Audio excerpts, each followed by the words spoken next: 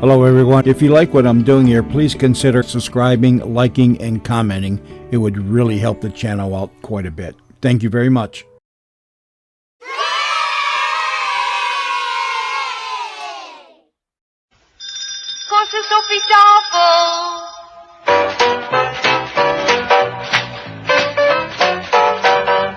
The makers of Epic Pure Sunflower Oil, Purine and Pret Cooking Fat, Yum Yum Peanut Butter, Maple Margarine, and Niblets Cheese Twists present the Epic Casebook.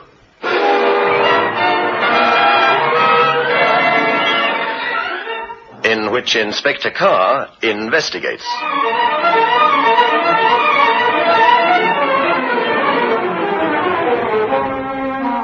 On more than one occasion, I've demonstrated in this series that some of the most baffling investigations concern those acts of murder committed on the spur of the moment. Crimes which are not planned in advance, or premeditated, of course, otherwise the crime would not be labelled murder, but committed on impulse. The killer destroys his victim and then disappears. On the other hand, many a murderer has been brought to the bar of justice because the criminal takes so many steps to conceal his guilt as to lead the detective in charge of the case right to his very door. Too clever in concealing his tracks, an over-elaborate alibi, and so on. Take tonight's story as a case in point. I'm not saying that the culprit would not have been arrested eventually. We'd have caught him all right. But his over-elaborate piece of deception accelerated the process.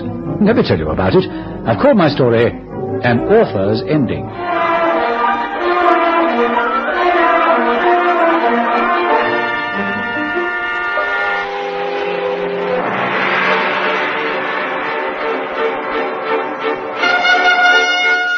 I wonder how many of you remember Olivia Shaw.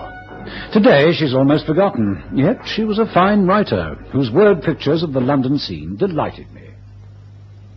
Olivia Shaw shot dead, you say? Yes, sir. When? Where? Call just came through, sir. 14 Edward Terrace, Regent's Park, sir. Edward Terrace, right. Any action been taken? Yes, sir. Sergeant Wilkins from the Marylebone Police Station is at the address now, sir. Right, arrange transport.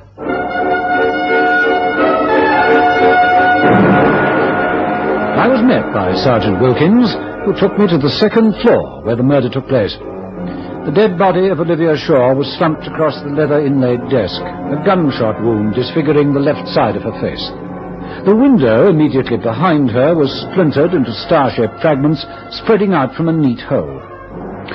It was a typical author's study.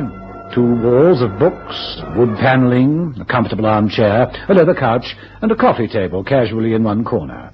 Functional and extremely lived in. Sergeant Wilkins gave me his story. I was on patrol car duty, sir. Received a call to proceed here at 6:25 p.m.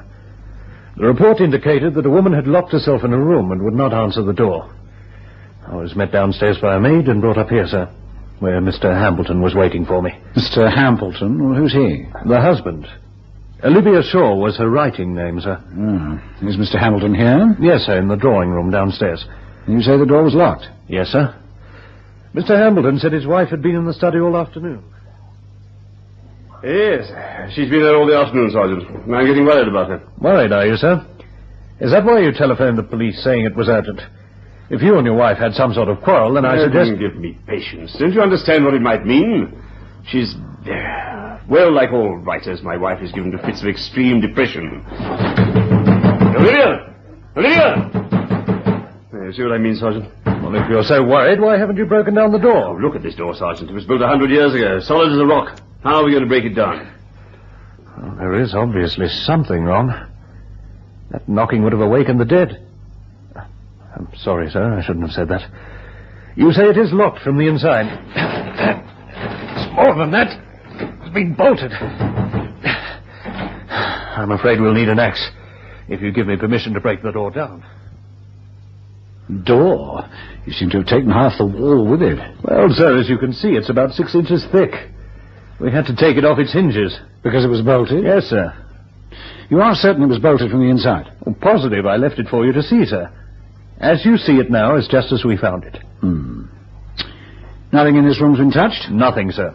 I let no one into the room. They saw her at the desk, of course. It was obvious what had happened. I then sent them downstairs, posted the constable at the gate till your arrival, and I remained here. Right. Well, let's have a look.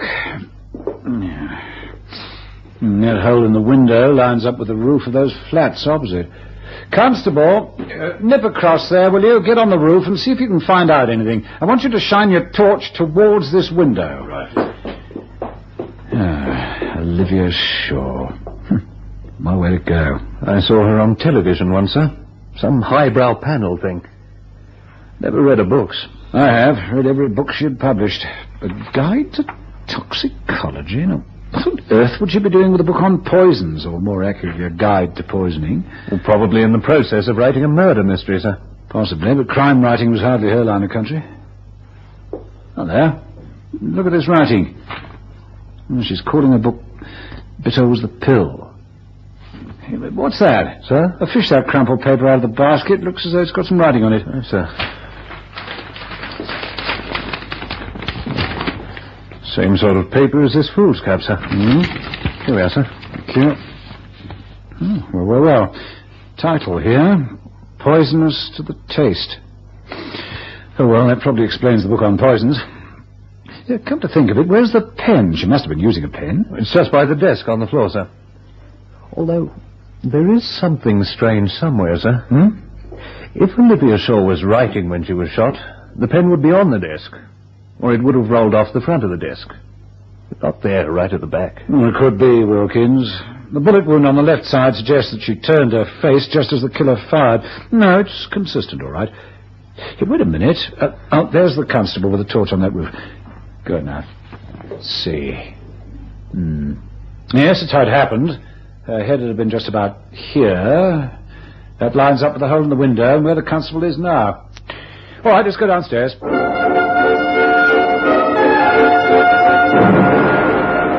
Sergeant Wilkins had omitted to warn me that the bereaved husband was in a wheelchair. I don't know why I should feel that his incapacitation should be important, but I did. The whiteness of his knuckles showed as he gazed up at me, his hands clenching the upper rims of the wheels. As he sat there, with his white silk shirt, large black bow, his pink and white face and penetrating blue eyes, he looked for all the world like the portrait of an early Victorian poet. That's a terrible business, Mr. Hambleton. My car crash? Or what happened to my wife? I was referring to the death of your wife. You say you had a car crash? Yes.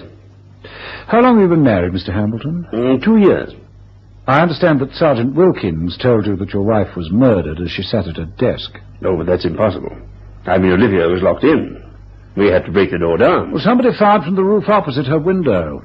Where she sat was in the direct line of fire. Forgive me asking this, Mr. Hambleton, but was your marriage a happy one? Reasonably so. By modern standards, that is. Mr. Hambleton, who would want to climb onto the roof opposite and shoot your wife to death? Have you any idea? No idea at all. Some maniac who didn't like her last book, perhaps. Forgive me for saying this, but you don't look particularly upset. Don't I? Well, possibly because I feel that all this is part of Olivia's own creation. There's an air of fantasy about it. In what way? Well, the locked room, firing from a rooftop. Oh, that's the sort of thing she might think up in her bath. That's where she concocted most of her plots. Plots? But I regarded Olivia Shaw as one of the more serious writers. Oh, not as Olivia Shaw, I don't mean. Her other name. Edgar Thomas Milne. Do you mean that your wife was Edgar Thomas Milne, the crime writer? I do. Olivia's books sold in their thousands. As Edgar Thomas Milne, she sold millions. Well, that explains the book on toxicology upstairs. Tell me about your accident. Oh, I overtook on the M1 when I shouldn't have done. Got my license endorsed and deserved it. When did you see your wife last? When we broke down the door of her study. Mr. Hambleton, you know perfectly well what I mean. Your wife has been murdered, and although you don't appear to be overwhelmed at her death, I expect you to assist to catch the murderer. I take it you want the murderer caught? Well, of course. No, I'm sorry. I last saw Olivia at about 2:30 this afternoon. Where? What was she doing then? Well, we'd just finished lunch, and Olivia said she was going to her study to work. I see. Was everything quite normal? You didn't row or anything? Perfectly normal. We were on the best of terms. What did you do when your wife went to the study? I went out there. Look, if you look through the window, you'll see my workshop. Oh. What happens in your workshop? What do you make? Not make. Create. At the moment I'm working on a metal creation showing man and the H-bomb. I see. Can you walk at all, Mr. Hambleton? Not an inch. Well, you could hop around on one leg, couldn't you? You try it. My left leg is broken, and so is my right ankle. Oh, I can do a balancing act on my crutches, I suppose. So you didn't see your wife from the time you went into your workshop until when? Well, she usually came down to tea. I manoeuvred myself back from my workshop through these French windows. I rang for tea, but no Olivia. And then? I rolled myself back into the workshop. It worked until about 5. Still no sign of her. Well, didn't that worry you? Worry me? Good heavens, no. Why should it? She's a writer. I've known her go into her study and not emerge till midnight. Well, that's one thing she's impressed on everyone. When she's in the throes of literary creativity, she's not to be disturbed. Poor Olivia. She'll never finish, bitter as the pill now. Well, from what I could see, she just started the book. She hadn't even written a rough outline. You say you never disturbed her, and yet you called her at 6:15. Yes, I did. At about that time, the telephone rang.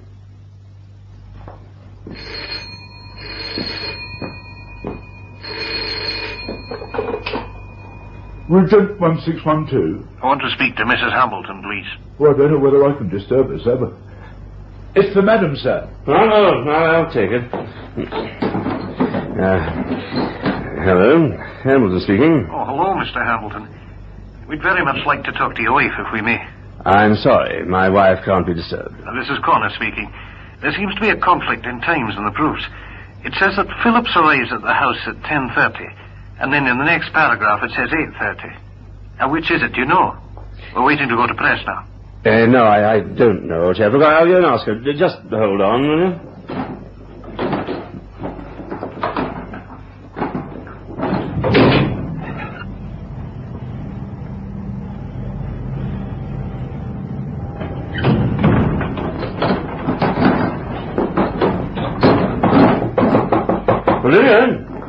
Olivia, there's something wrong with your manuscript.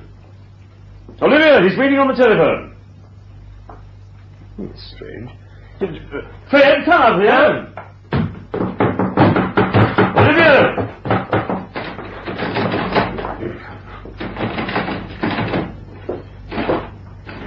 Seems bolted on the inside, sir.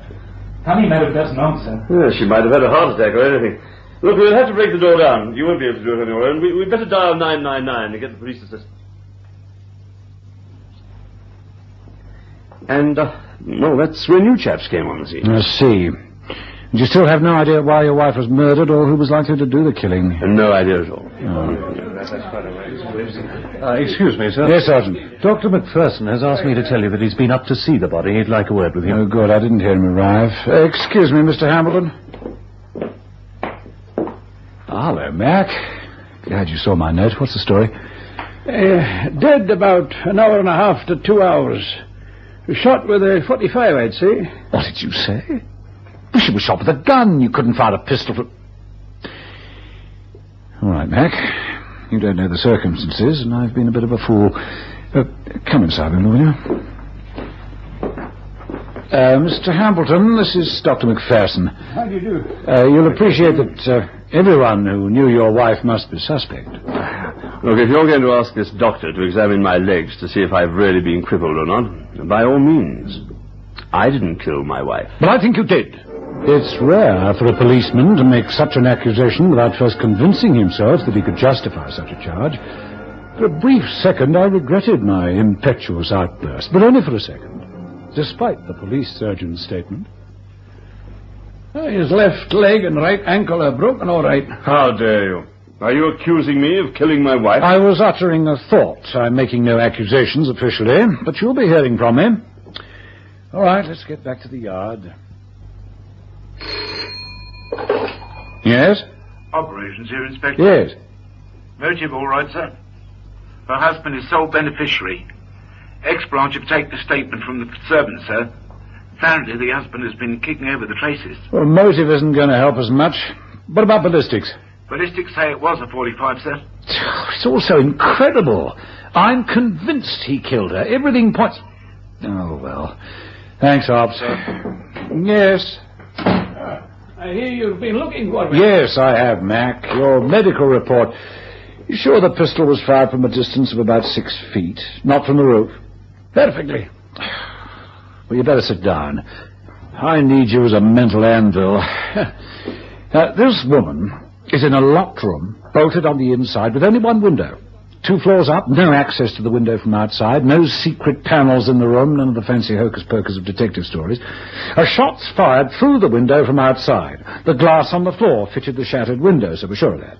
Just 1 shot. No other bullet found in the room. And we heard from Sergeant Wilkins that nothing was touched after he himself had broken down a locked door. No one could fire a pistol from the top of the roof. That's out. It's impossible, no matter how brilliant a marksman. In any case, you've read my report. Well, I'm stumped. Yet I'm convinced her husband did it. Well, in all my years as a police surgeon, I've never come across a man who seemed less of a suspect. 2 broken legs and a bolted door. A motive? Money. He'd been hitting it rather high before his accident, had our friend Hambleton. His gambling debts alone come to quite a few £1,000s. We also know that Mrs. Hambleton telephoned her bank manager to say that her husband was to draw no more monies without her permission. Oh, it's all there, except for one thing. 2 things, Carr. Not only proof, but how. You've certainly got a Chinese puzzle on your hands, haven't you? Oh, you can say that again, Mac. Well, what are you going to do now? Well, do what I always do when I've reached the point of no return. I'm going to get hold of the sergeant who was there when the door was first broken down and pay another visit to the scene of the crime. Now, Sergeant Wilkins, we are going to take our jackets off. We're going to go on our hands and knees like some caricature of Sherlock Holmes. We're going to pray that this thick carpet might give up its secrets, or these walls might tell us that the impossible is still possible. Gibberish, Sergeant, but you know what I mean. I do, sir. Let's hope something turns up.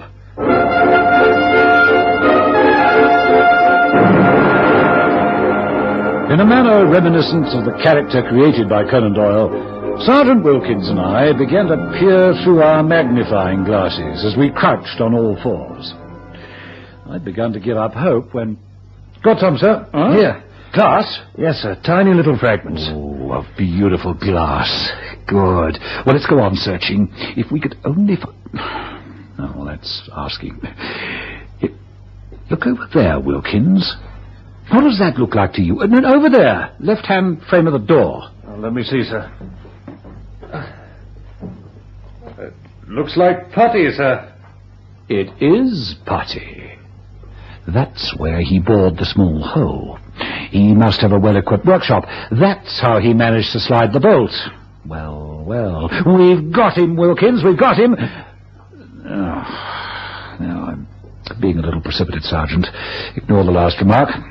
Let's go and have a look at that workshop, shall we? In the meantime, we'd better get that constable back on duty here again.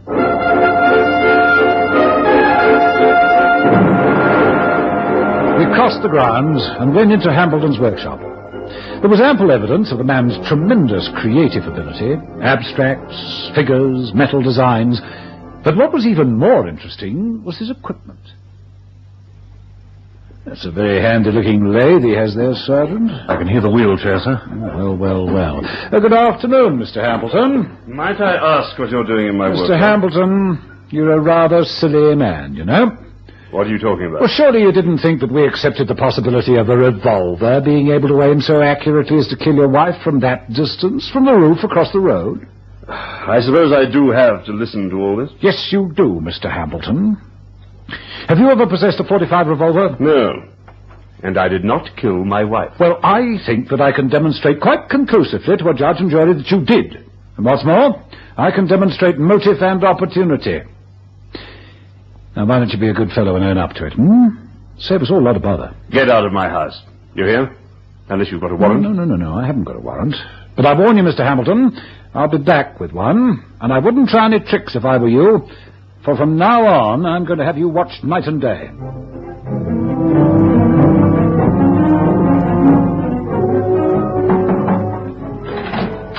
You sent for me, sir? Yes, Sergeant. I've been going through all the notes I've made. They still don't add up. But I thought... Yes, so did I. Wishful thinking. I've got a feeling that you've been used. Me, sir? Yes. All along I thought it was rather curious that a man like Hambleton should phone for police assistance merely in order to break a door down. His servant Fred could have got an axe and done so. Why need the police? I don't know what you mean, sir. Because he wanted you there to establish without any shadow of doubt that it was bolted from the inside. Now, this is what I think happened. Hambleton went to call his wife, as he told us. But when he knocked on that door, it wasn't locked or bolted at all. Remember what we saw on the framework? Yes, sir. Mm-hmm. Now, this is the case we're going to present to the public prosecutor. I want to see whether you agree with it. I shall charge that Hambleton wheeled himself into the study, took up a position on the left side of his wife, and as she turned away from him, he pulled out a .45 pistol, shot her through the head. Go along with that theory, Sergeant? Yes, sir. But there's one thing that's worrying me. Yes? A .45 gives off a pretty loud report. Well, surely the servants would have heard something. Not if a silencer had been fitted. Unless the study is so soundproof as to hold in all noise. I think the silencer's more likely. Yes, sir. Particularly as the noise could be heard through the window. Ah, yes, the window. Coming to that. Now, my theory is that the shot was fired through the window, all right, and that's where Hambleton's workshop began to prove its value. Now, all it takes, a couple of screws from the beading. He couldn't walk, but he could stand. He took out the window, stood it up in front of a handy block of wood he'd brought with him, and fired. With me, Wilkins? Yes, sir, I am. No sound was heard. He replaced the shattered window in its frame and screwed it up nice and tight. And then the clever Mr. Hambleton collected up all the slivers of glass and arranged them in front of the window, so that we, the stupid police, would think that the shot had been fired from the outside. What worries me, sir, is... Well, go on, Sergeant. Now, before we complete our dossier, we've got to anticipate every possible objection, because unless we find the gun that killed her, all this is sheer conjecture. The Commissioner wouldn't move until we've got more facts. So, what are you going to say? Well, sir, we have established with Russell and Company that this Mr. Hambleton did make a phone call. Right. All that is authentic stuff, sir. I mean... Well, he couldn't have done all the things we think he did between the times of the telephone call and the time I arrived, sir. It was all in a matter of minutes. Yes, of course, but don't you see, Sergeant, that telephone call was highly fortuitous. He had a very good excuse for going and knocking on the door. Well, who knows, but for that he might have left the body there until the following morning. And then he got the servant to summon the police. Yes, I see that, sir, but the bolt... Now, I'm coming to that. All it needed was a simple length of nylon. Very thin, very strong. He loops it around the bolt, threads it through the hole in the door jamb, goes outside the study, closes the door, slides the bolt into the socket, and withdraws the nylon through the hole. Highly ingenious, don't you think, Sergeant? It is, sir, but as you say, it's all on paper. The bits of glass we found and that piece of putty on the door frame, that won't be evidence enough, will it, sir? Wise words, Sergeant Wilkins. We'll never secure a conviction if we precipitate matters. The gun. What did he do with the gun? Now, this is where we can thank our lucky stars. He's confined to a wheelchair. Yes, car? Operations here, Inspector. Yes. Servants confirm that Hambleton never left the house since his motor accident, sir. Experts say that they can find no one who witnessed a man in a wheelchair leaving the premises. Neighbours on either side say they haven't seen any activity, sir. Thanks, Ops. That's our main hope, and by no means a forlorn one. Now, get through to Marylebone. I want a dozen men with the worthy Sergeant Wilkins in charge. We're going to search that place from top to bottom. One can't dispose of a .45 as easily as all that. Look, you're wasting your time, Inspector. You've had all these men making a mess all over the place, churning up the garden, now my workshop. You've been here for 3 hours. I've looked in all the cupboards, sir, everywhere. If any of you have touched any of my models... What are you looking at, Hambleton? That's a nice metal vase. And there it was, the final and the most important piece of the jigsaw puzzle. A Sten .45. And with it, the silencer. I've just read your dossier on the Hambleton case. Brilliant. What a cunning devil. He wasn't, you know, Mac. A clever metal worker, but he gave himself away from the start, although I didn't spot it immediately. Oh? And how was that? Well, you see, Mac, When Hambleton said...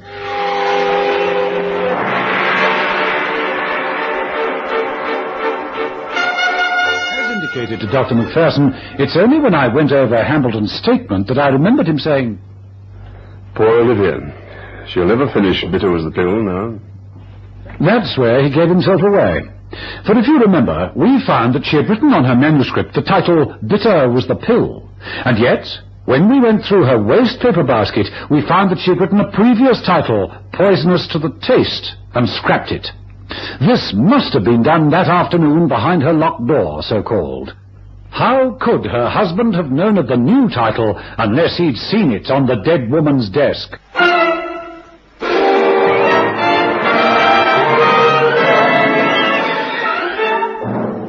The Epic Casebook was produced by Michael Silver for the makers of Epic Pure Sunflower Oil, Maypole Margarine, Yum Yum Peanut Butter, and Niblets Cheese Twists, with Hugh Russ as Inspector Carr. Listen again next Thursday night at 9:30 to another exciting story from our Epic Casebook.